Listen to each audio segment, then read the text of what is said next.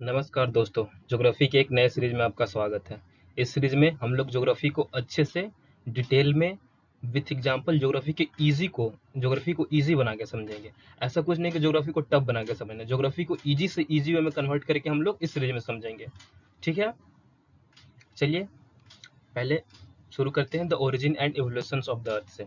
ठीक है, आपके माइंड में तो कभी ऐसा ऐसा तो हमेशा आता होगा, कभी क्या हमेशा आता होगा कि ये अपना प्लैनेट्स अर्थ कैसे आया और प्लैनेट्स कैसे आया, मून कैसे आया, सन कैसे, सबका फॉर्मेशन कैसे हुआ, कैसे ये लोग बने, इन लोग का वर्किंग प्रोसेस क्या है, कैसे इन लोग वर्क कर रहे हैं। ऐसा तो माइंड में आता होगा। अपना जो ये आसमान है इतना नीला क्यों है, ट्रांसपेरेंट क्यों है, ऐसा तो माइंड में आता होगा ना हर एक चीज।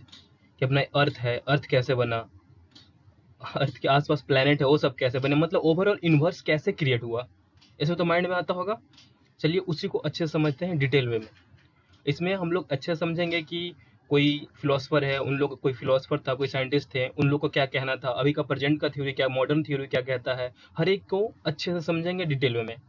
कि पहले के जो फिलोसफर थे, पहले के साइंटिस्ट जो थे, एवोल्यूशन ऑफ अर्थ के बारे में क्या कहें, एवोल्यूशन ऑफ यूनिवर्स के बारे में क्या कहें, और अभी का जो थ्योरी मॉडर्न थ्योरी वो क्या कहें, हर एक चीज को अच्छे से समझेंगे। ठीक है, चलिए आगे देखते हैं। इसमें है थ्योरी, पहला थ्योरी हम लोग देखेंगे किसका, कैंट का देखें, इमैनुअल इमैनुअल कैंट का। ठीक है, तो कैंट क्या कहते हैं, पहले समझिए कि थ्योरी थ्योरी हाइपोथेसिस। ठीक है, तो थ्योरी और हाइपोथेसिस का डिफरेंस समझिए सबसे पहले। थ्योरी और हाइपोथेसिस क्या होता है। हाइपोथेसिस उसको कहते हैं ना, जैसे कोई भी साइंटिस्ट है या कोई भी फिलोसफर है, कुछ भी बात कह दिया, ठीक है, कुछ भी अपना मतलब अपना फिलोसफी कुछ भी ऐसे मत कह दिया, लेकिन उसको अगर वो प्रूफ नहीं कर पाया, अगर प्रूफ नहीं हो पाया तो वो हाइपोथेसिस रह गया। लेकिन वही चीज अगर स्टेटमेंट अगर कोई प्रूफ हो गया देन वो थ्योरी बन जाएगा। ठीक है, समझ गया थ्योरी हाइपोथेसिस में क्या डिफरेंस है। हाइपोथेसिस उसको कहेंगे जो प्रूफ नहीं हो पाया या प्रूफ नहीं कर पाया। कोई फिलोसफर कुछ स्टेटमेंट दिया, किसी चीज के बारे में कोई स्टेटमेंट दिया लेकिन उसको प्रूफ नहीं कर पाया, तो क्या रहेगा, वो हाइपोथेसिस रहेगा। लेकिन वही स्टेटमेंट अगर वो प्रूफ कर दिया कोई साइंटिस्ट या कोई फिलोसफर, तो क्या हो जाएगा, वो थ्योरी बन जाएगा। ठीक है, तो हम लोग देखते हैं क्या देख रहे हैं, evolution of earth and universe देख रहे हैं। ठीक है, तो उसमें हम लोग एक पहला देखते हैं, एक इमैनुअल कांट। ठीक है, जो क्या थे, एक जर्मन जर्मन फिलोसफर थे। ठीक है, और तो उनका क्या है हाइपोथेसिस रहा है इस ओरिजिन ऑफ एवोल्यूशन में, उसको देखेंगे। ठीक है, और उसी हाइपोथेसिस को जो कहते हैं ना, उसी हाइपोथेसिस को बाद में मैथमेटिशियन जो लैपलास थे उसको 1976 में उसी को कन्वर्ट मतलब हल्का सा चेंज किए थे। जो इनका क्रिटिसिज्म आया था इमैनुअल कांट का, उसी को हल्का सा चेंज किए थे। चल इसको हम लोग अच्छे से डिटेल में देखेंगे। ठीक है, तो इमैनुअल कैंट साहब का क्या था हाइपोथेसिस, गैसियस हाइपोथेसिस था, जो 7055 में दिए थे, गैसियस हाइपोथेसिस जो 7055 में दिए थे। ठीक है, एक चीज और एक चीज और हम लोग को ध्यान रखना है इनके हाइपोथेसिस समझने से पहले, कि इनका जो थ्योरी है ना, इनका जो theory based on gravitational law of Newton, जो ग्रेविटेशनल लॉ है न्यूटन का, उस पे इनका थ्योरी बेस है। ठीक है, चलिए इसको हम लोग डिटेल में समझते हैं कि कांट का क्या थ्योरी था। ठीक है, चलिए आगे देखते हैं। चलिए हम लोग अब कांट का एजम्पशन देखते हैं। देखिए एनसीईआरटी में आप देखिएगा ना एजम्पशन को, तो आपको बस ऐसे बस नेम दे दिया है, वैसे कुछ दिया नहीं है। लेकिन हम लोग इसको डिटेल में समझेंगे, अच्छे से समझने का कोशिश करते हैं। ठीक है, तो पहला एजम्पशन क्या कहता है कैंट का, कि supernaturally created primordial matters scattered in the universe. ठीक है, तो इट मीन्स के कह रहे हैं ना कि कैंट जो एजम्पशन ले रहे हैं ये एजम्पशंस है, इसमें कुछ गलत भी हो सकता है, सही भी हो सकता है। इसको आप मतलब ऐसे क्वेश्चन नहीं कर सकते, एजम्पशंस है, कैंट का एजम्पशंस है, मेरा कोई एजम्पशंस नहीं। इसमें कैंट का एजम्पशंस क्या कहता है कि सुपर नेचुरली कोई मतलब ऐसा कोई मैटर था जो ऐसे मतलब बहुत पुराना कोई ऐसा मैटर पड़ा हुआ था जो मतलब सुपर नेचुरली था। इट मीन्स की मतलब उसमें ऐसे कोई कहते सुपर पावर आ जाता है, सुपर पावर आ जाता है, वैसे ही एक प्री वो बहुत पुराना मैटर था, बहुत प्रीमिटिव मैटर था। ठीक है, वैसे ही पड़ा हुआ था। ठीक है, तो उसको स्कैटर्ड इन यूनिवर्स ऐसा ही पड़ा हुआ था यूनिवर्स में। ठीक है, पहला जंक्शन उनका ए हो गया कि कोई super naturally created primordial matter था जो ऐसे स्कैटर्ड इन यूनिवर्स पड़ा हुआ था। ठीक है, सुपर नेचुरली। ठीक है, उसी को वो लोग क्या क्या बोल दिया कैंट साहब ने, कि नेबुला। उसको क्या कह ले लियो कि उसको हम कहेंगे, उसको नेबुला कहेंगे। ठीक है, नेबुला क्या होता है, क्लाउड ऑफ द गैस, उसी को क्या कहने लगे, वो नेबुला कहते हैं। ठीक है, और जो जो नेबुला था ना वो एमरफस था। इट मीन्स कि उसका शेप कोई नहीं था, विदाउट शेप का था। ठीक है, चलिए एक ठीक यहाँ तक समझ गया, उसका कोई शेप नहीं था। पहला जम्पसन को क्या कहता है कि सुपर नेचुरली था, कि मतलब कोई ऐसा उसमें कोई सुपर नेचुरली था। इट मीन्स कि एक्स्ट्रा कोई ऐसा कुछ नहीं कि मतलब एविडेंस होता है कि हाँ ऐसे फाउंड, ऐसे मिला वैसे मिला, उनका वैसा कुछ नहीं था कि कहाँ से आया कुछ पता नहीं है। वो मैटर का बस बोले कि सुपर नेचुरल था, मैंने इट मीन्स कि पहले से था, ऐसा कुछ नहीं कि ऐसे आया वैसे आया, कुछ फॉर्मेशन उसका नहीं नहीं वैसा बताया गया। ये सब हम लोग इसको क्रिटिसिज्म में देखेंगे इसको अच्छे से, ठीक है। क्रिटिसिज्म में देखेंगे, यही यही चीज आगे जो सुपर नेचुरली आगे चल के क्रिटिसिज्म बन जाता है कि भाई तुम बताओ कि ऐसे अगर कहाँ से मैटर आ जाएगा, कुछ तो उसका फॉर्मेशन का वजह होगा ना, कुछ तो प्रूफ होगा ना कि ऐसे मैटर आ गया। तो ऐसा कुछ नहीं, वो अंजम्पशंस में लिए थे, ठीक है। और दूसरा चीज क्या, और एक अंजम्पशन में क्या ले लिए थे कि जो मैटर जो है ना वो कोल्ड होगा, मीन्स बहुत ज्यादा ठंडा कोल्ड होगा, सॉलिड इन नेचर होगा, नेचर उसका सॉलिड होगा और मोशन लेस होगा। ध्यान दीजिएगा, मोशन लेस होगा, इट मीन्स कि उसमें कोई मोशन नहीं होगा, ठीक है। मोशनलेस पार्टिकल्स होगा, ठीक है। क्या वो अंजम्पशन में, पहला अंजम्पशन में क्या लिए थे कि मैटर जो होगा, जो सुपर नेचुरली है, वो मैटर क्या होगा, कोल्ड होगा, सॉलिड स्टेट का होगा, मोशनलेस होगा, ठीक है, मोशनलेस पार्टिकल्स होगा, ठीक है। यहां तक समझ गए। अब कह रहे हैं कि the particles begins to collide against each other, ठीक है, under the natural gravitation attraction. अब खुद से सोचिए कि अगर हम इसमें सोचने वाली चीज है कि मतलब जो मैटर होगा ना, जो मोशनलेस मैटर होगा, वो वेरिंग साइज का, ऐसा थोड़ी है कि मतलब एक साइज का सब होगा। एमोर्फस से विदाउट से मतलब एक साइज के तो होगा ही नहीं, कोई कोई बड़ा होगा, कोई छोटा होगा, कोई लार्ज पार्टिकल होगा, कोई शॉर्ट पार्टिकल होगा, स्मॉल पार्टिकल होगा। ऐसा तो वेरिंग शेप का होगा। तो वेरिंग शेप का होगा तो क्या करेगा इसमें, अजम्पशन हम लोग पहले ही क्या देखे थे कि इसमें ग्रेविटेशनल जो है ना, ग्रेविटेशन, न्यूटन का ग्रेविटेशन उसका रोल है, उसमें लेंगे, इसमें है। तो बड़ा पार्टिकल जो था इसमें, अकॉर्डिंग टू कैंट, मेरे अकॉर्डिंग टू कैंट, बड़ा जो पार्टिकल था वो छोटा पार्टिकल को क्या करने लगा, अट्रैक्ट करने लगा। और बड़ा पार्टिकल छोटा पार्टिकल को अट्रैक्ट करने लगा ग्रेविटी की वजह से। किस वजह से, ग्रेविटी की वजह से। तो छोटा पार्टिकल को बड़ा पार्टिकल छोटा पार्टिकल को अट्रैक्ट करेगा, ठीक है। तो अट्रैक्ट करेगा तो क्या होगा, कोलाइड करेगा, एक दूसरे से कोलाइड करेगा। यहां तक समझ रहे हैं। The particle being begins to collide against each other under the natural gravitation attraction. इनका दूसरा अंजम्पशन यही कह रहा है कि जो बड़ा पार्टिकल होगा कोलाइड करने लगेगा। कोलाइड कैसे करेगा, क्योंकि बड़ा पार्टिकल छोटा पार्टिकल को अट्रैक्ट करेगा, अट्रैक्ट करेगा तो नेचुरल ग्रेविटेशन से तो कोलाइड करने लगेगा, ठीक है। यहां तक समझ गए, अजम्पशंस काइंड का समझ गए। अब चलिए इसका थ्योरी देखते हैं कि क्या है इनका अजम्पशन। पहले अजम्पशन समझ जाइएगा तो थ्योरी समझ जाइएगा।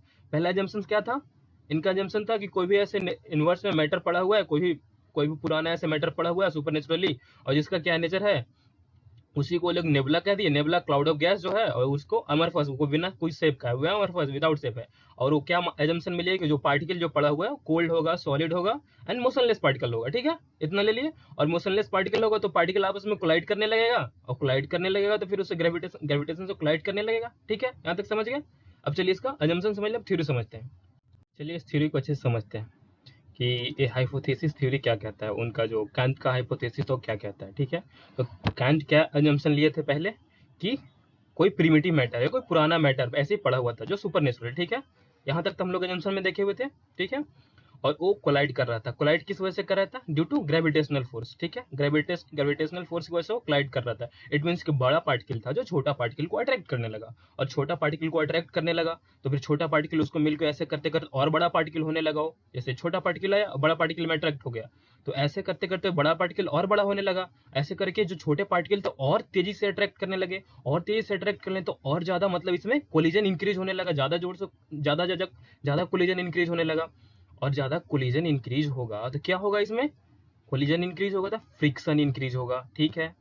फ्रिक्शन इंक्रीज होगा ना, जैसे में कोई भी चीज पार्टिकल कोलाइड करेगा तो फ्रिक्शन इंक्रीज होगा। और जब फ्रिक्शन इंक्रीज होगा, जैसे आप लेटर सपोज कीजिएगा अपने हाथ को ऐसे रब करते हैं, ऐसे हाथ को आप एक दूसरे अपने हाथ से ऐसे रब कीजिए, ठीक है। जब हाथ को ऐसे रब कीजिएगा तो क्या होता है, फ्रिक्शन इंक्रीज होता है। और फ्रिक्शन इंक्रीज होता है तो क्या होता है, हाथ टेम्परेचर गर्म हो जाता है हाथ, तो टेम्परेचर इंक्रीज हो जाता है। तो वैसे ही जब यहाँ कोलिजन इंक्रीज हुआ तो फ्रिक्शन इंक्रीज हो गया, और फ्रिक्शन इंक्रीज हो गया तो क्या हो गया, टेम्परेचर इंक्रीज हो गया, ठीक है। यहाँ तक समझ गया। तो वही कह रहा है कि because of gravitational force particle started to collide, gravitational के फोर्स की वजह से particle started to collide slowly and gradually, rate of collision increased, इसका कोलिजन इंक्रीज हो गया, रेट ऑफ कोलिजन इंक्रीज हो गया।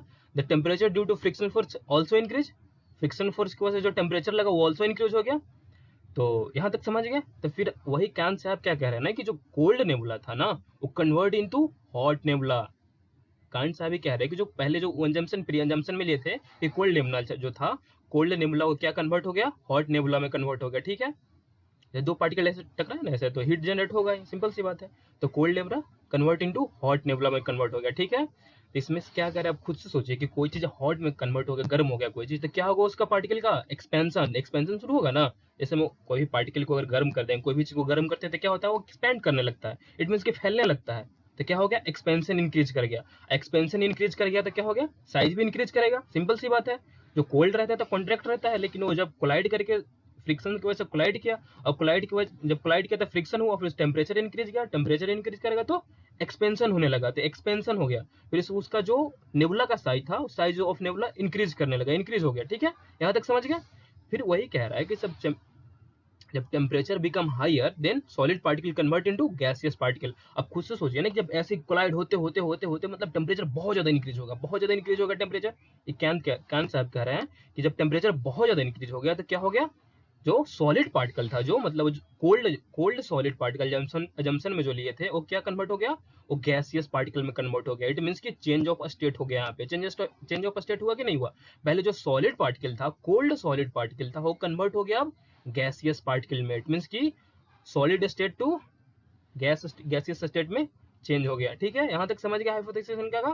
ठीक है, चलिए अब आगे देखते हैं क्या है। वहां देखे थे हम लोग कि कोलिजन रेट इंक्रीज कर रहा था। ठीक है, तो कोलिजन रेट इंक्रीज कर रहा था तो क्या हो रहा था, फ्रिक्शनल जो था, फ्रिक्शनल फोर्स वो इंक्रीज कर रहा था। जब फ्रिक्शन इंक्रीज कर रहा था तो क्या हुआ, हीट जनरेट हुआ, टेम्परेचर इंक्रीज हुआ, टेम्परेचर इंक्रीज हुआ तो क्या हुआ, एक्सपैंड करने लगा। इट मींस कि कोल्ड नेबुला जो था वो कन्वर्ट हो गया हॉट नेबुला में। ठीक है, और एक्सपैंड करने लगा। ठीक है, तो अब कैंट क्या कह रहे हैं, कान साहब, कि कोलिजन रेट जब इंक्रीज किया तो क्या हो गया, रोटेटरी मोशन इंक्रीज डेवलप्ड हो गया। ठीक है, रोटेटरी मोशन जब हो गया, डेवलप्ड हो गया अकॉर्डिंग टू कांट, कि जब कोलिजन कोई भी चीज कोलाइड किया, एक दूसरे से कोलाइड किया हॉट नेबुला, तो जो गैसियस फॉर्म बना था ना, जो सॉलिड स्टेट से क्या हुआ था, गैसियस फॉर्म बन गया था, सॉलिड स्टेट से गैसियस फॉर्म बना था, कोलाइड हो गए तो क्या हुआ, रोटेटरी मोशन यहाँ पे डेवलप्ड हो गया। गैस बन गया था ना, जो सॉलिड से गैस, वो क्या होगा, रोटेशन करने लगा, रोटेट करने लगा। ठीक है, तो क्या हो गया condition, size increase, radius also increase. जो साइज इंक्रीज होगा तो रेडियस भी इंक्रीज होगा। साइज कैसे इंक्रीज हुआ, साइज इंक्रीज हुआ जब वो एक्सपैंड करने लगा, हीट हो गया तो साइज इंक्रीज हो जाएगा, तो रेडियस भी इंक्रीज हो जाएगा। तो जब रेडियस इंक्रीज होगा तो nebula is rotating at very fast, जिसमें वेलोसिटी भी इंक्रीज हो गया। अब जो पूरा टकराते गया, गैस टकराते गया और गर्म होते गया, और गर्म होते, और ऐसे करते करते उसका नेबुला का रोटेटिंग और ज्यादा फास्ट हो गया, जो वेलोसिटी भी इंक्रीज हो गया। ठीक है, यहाँ तक समझ गया कैसे उसका रोटेटरी मोशन स्टार्ट हुआ। कैंथ कह रहे हैं ना कि जब कोलिजन रेट इंक्रीज करेगा तो गैस जो सॉलिड से गैस में कन्वर्ट हो रहा था, वो गैसियस फॉर्म का जो क्या हुआ, रोटेटरी मोशन स्टार्ट, उसमें रोटेटरी मोशन डेवलप्ड हो गया। जब रोटेशन डेवलप्ड हो गया उसमें, तो क्या हो गया,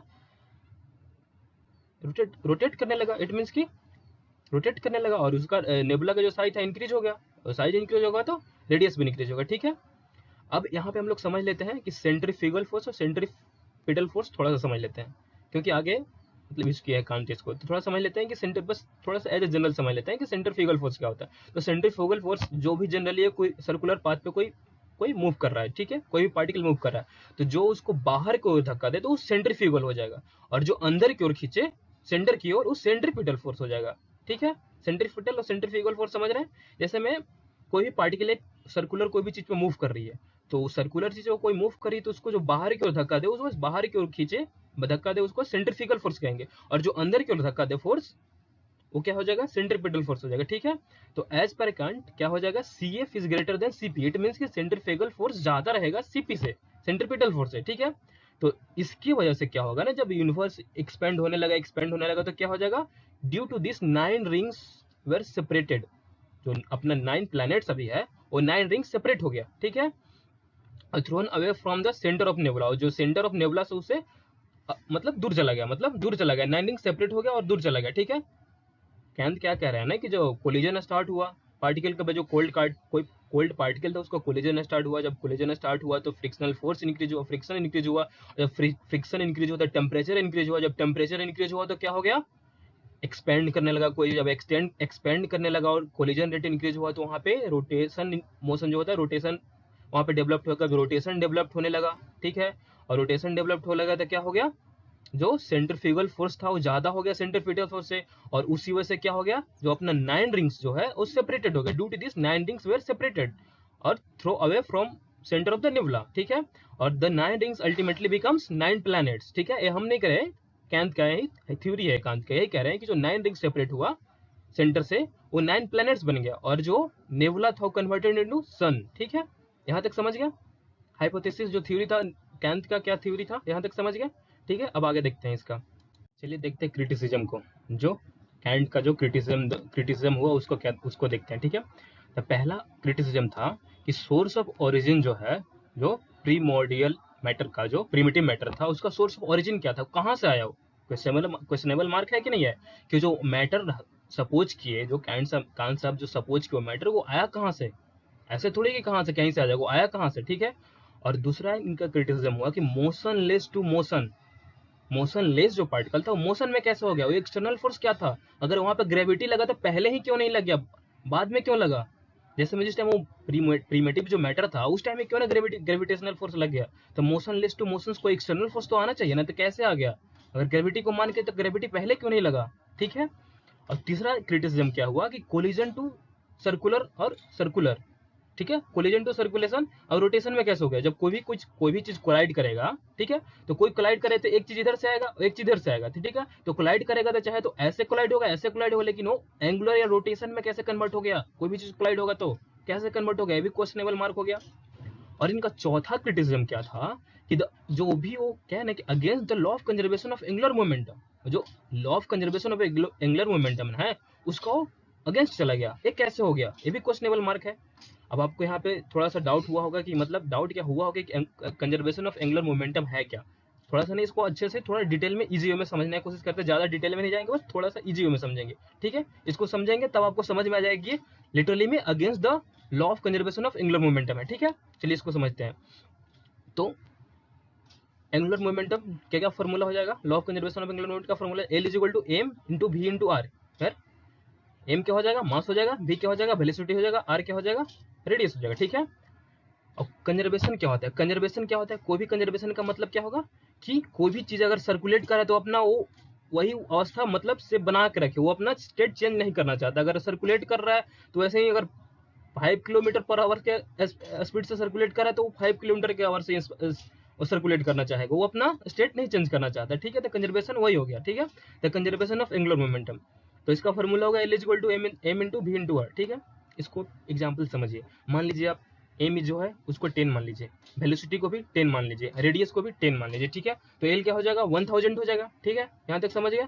तो एल अगर 1000 हो जाएगा तो इसमें अब इसको एक और चीज समझिए कि जैसे मैं कोई मैन है वो मूव कर रहा है ऐसे, ठीक है, कोई मैन मूव कर रहा है, ठीक है, तो मैन उसका वेट है मास है मैन का 10 है, और जो क्या कहते हैं वेलोसिटी से जो मूव कर रहा है ऐसे सर्कुलर पाथवे से जो ऐसे ऐसे घूम रहा है, जो ऐसे घूम रहा है ना ऐसे घूमता है तो घूम रहा है, तो उसका वेलोसिटी भी उसका वेलोसिटी बाय द 5 है, उसका रेडियस कितना हो गया उसका 10 है उसका रेडियस है, तो कितना हो जाएगा 500 हो जाएगा, तो 500 हो जाएगा, इट मीन्स कि हाँ तो प्रूफ हो गया ना कि अगर मेरे को कुछ चेंज करना, अगर वेलोसिटी को अगर चेंज करना है तो मास को भी चेंज करना पड़ेगा, इट मीन्स कि अगर मैन का मास अगर हम चेंज करेंगे तब तो होगा ना conservation law of conservation angular momentum, it means कि उसको मास का भी चेंज करना पड़ेगा, यहाँ पे हुआ ना कि अगर दोनों को चेंज करना पड़ेगा, वेलोसिटी के साथ साथ मास को भी चेंज करना पड़ेगा, लेकिन अकॉर्डिंग टू कैन तो मास को नहीं चेंज कर रहे, वो क्या चेंज कर रहे हैं सिर्फ वेलोसिटी को इंक्रीज कर रहे हैं, ठीक है।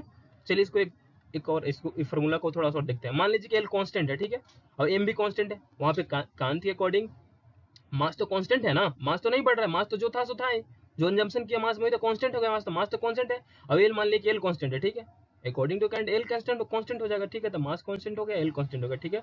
तो वेलोसिटी क्या हो जाएगा, जब इस फार्मूला को यहाँ से ऐसे इसको मॉडिफाई कीजिएगा तो आ जाएगा ना v is equal to L by M by R, ठीक है। तो इसमें वेलोसिटी हो जाएगा, एल कांस्टेंट है एम कांस्टेंट है, तो एल कांस्टेंट है एम कांस्टेंट है तो एम हट जाएगा एल हट जाएगा, ठीक है।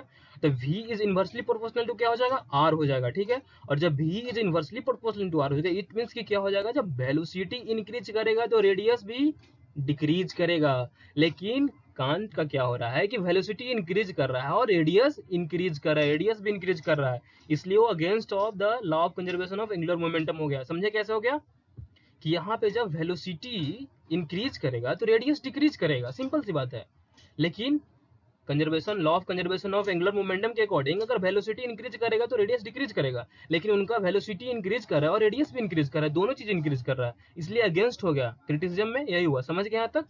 चलिए अगर अच्छा लगा तो thank you, like and subscribe कर दीजिएगा, और अगले लेक्चर में मिलते हैं लैपलास का थ्योरी जो है उसमें उसको डिस्कस करेंगे।